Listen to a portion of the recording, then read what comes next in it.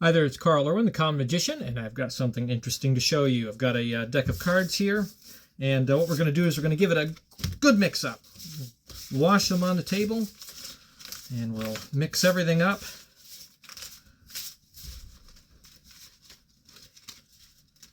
And we'll give the deck a cut. Spectator could do this. We'll riffle, bearing the top and bottom cards. Strip, riffle, cut. Spectator mixes the cards until they're content. And then we're going to take the cards and we're going to place them into a glass right here, and we have that set aside. Now, we have a situation where the face card is unknown. It's whatever the spectator has determined, right? And if we take a look at this at some point in our effect, we take a look, we'll see that the card that has been selected is the Ace of Spades, the card I've had, or Ace of Diamonds. The card I've had sitting here is the Ace of Diamonds. It's a perfect match. So I finally found it. I finally found the perfect fluted glass, I think, that you would want for these kinds of forces and effects. I have to explain, I had to modify this. I found it at a Walmart.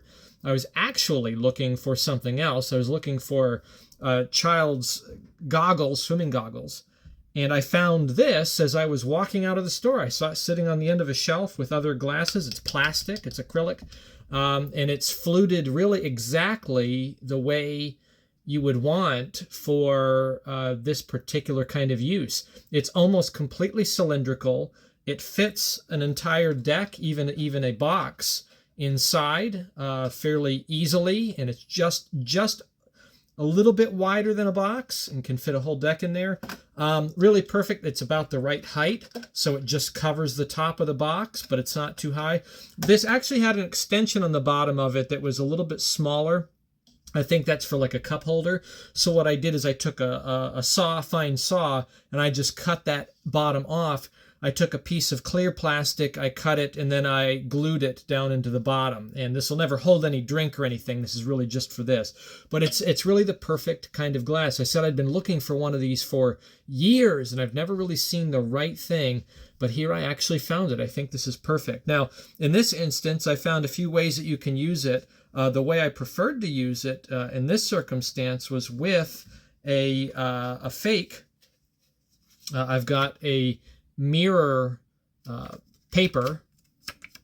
piece of paper with a mirror finish on one side, and I have this sitting against the back of the card, and I have the card sitting inside the glass tilted backwards. So the advantage, one of the many advantages to fluted glass like this, is that it refracts images from behind all the way around. So as I touch it, you can see here, you'll actually see in refraction what appears to be my hand behind the glass. It doesn't go all the way behind. It kind of goes into a dead spot there where you don't really see something coming from behind, but you see enough that there does not appear to be an object in there, and you can actually turn this quite a bit.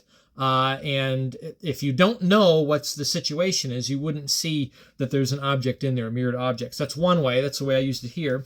And then obviously the deck is shuffled any way that you want. You take it and then you place it face away right on that reflected card, and then when you turn it around, you have the card in there. So that's one way to use it. Another way that's recommended for these kinds of glasses is to place the card so that it's perpendicular to the view of the audience.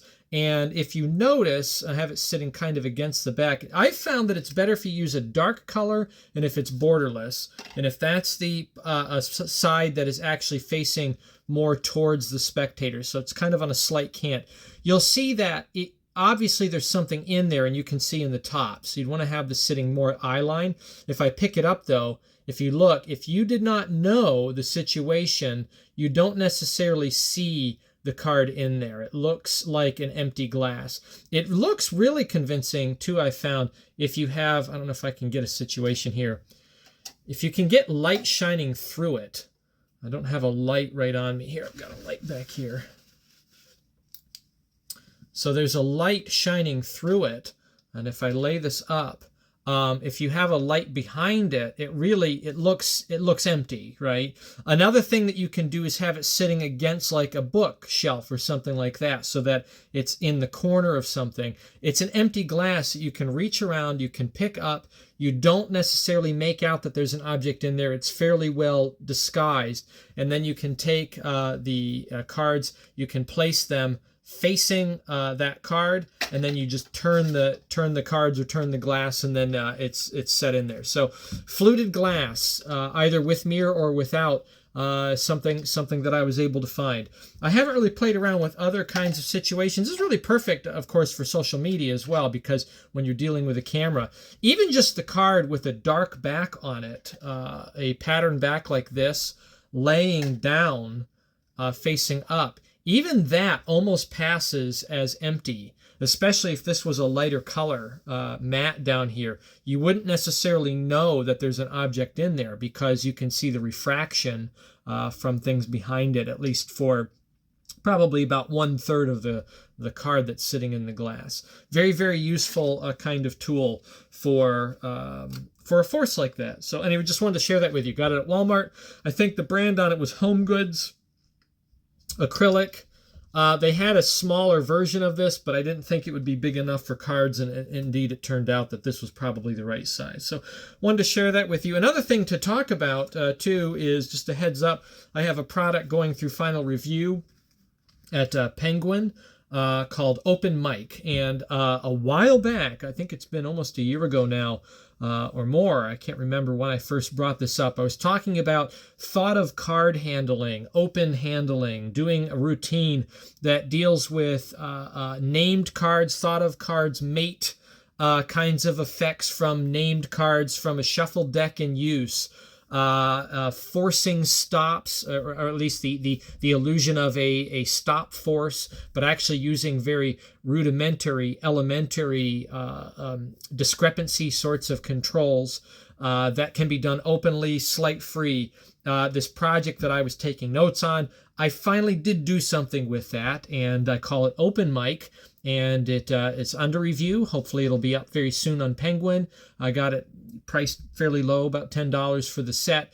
And it is 6 tricks, things we've discussed on the channel, but this is kind of concise and in order, and in a logical, routined order, that you have one trick leading to the next, ending with a thought of card revelation that can be revealed on the terms of the spectator as well. So it kind of builds an impossibility till you get to the end, which is very helpful because it can recalibrate. Ending with something like that can recalibrate all of the effects that come before it, that we're dealing with named cards, not pick-a-card tricks, but named cards from a shuffled deck in use.